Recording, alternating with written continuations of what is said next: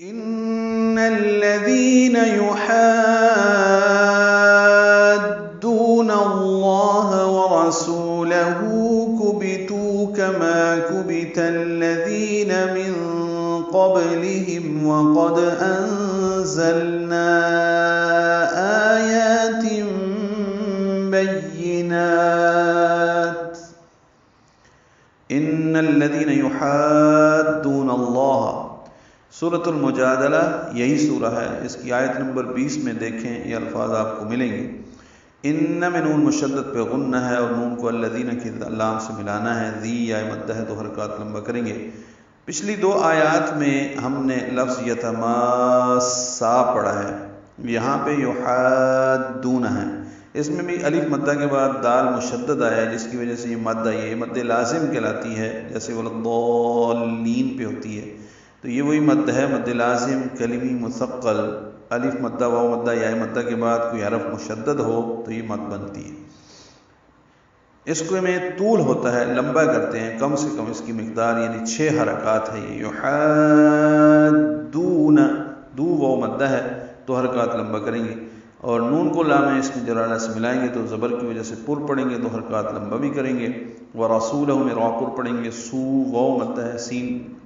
حروف مستفلہ میں سے ہے اس لیے باریک پڑا جائے گا، وہ مدہ ہے، 2 حرکات لمبا کریں گے، الٹا پیش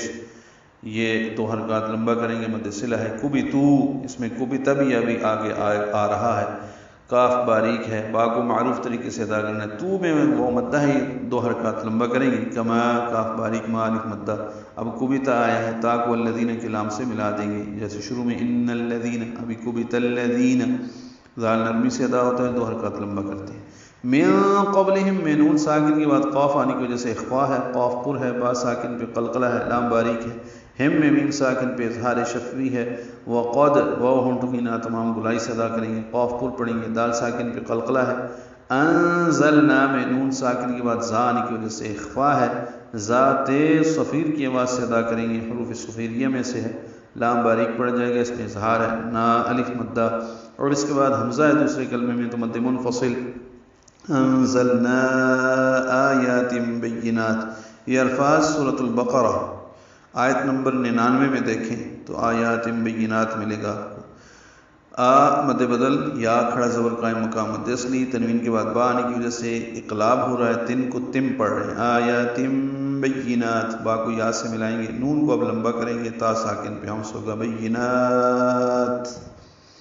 ملانے کی صورت میں بیناتیوں وللکافرین ہوگا۔ پچھلی آیت میں وللکافرین عذاب علیم پڑھا ہے، ابھی عذاب مہین ہے،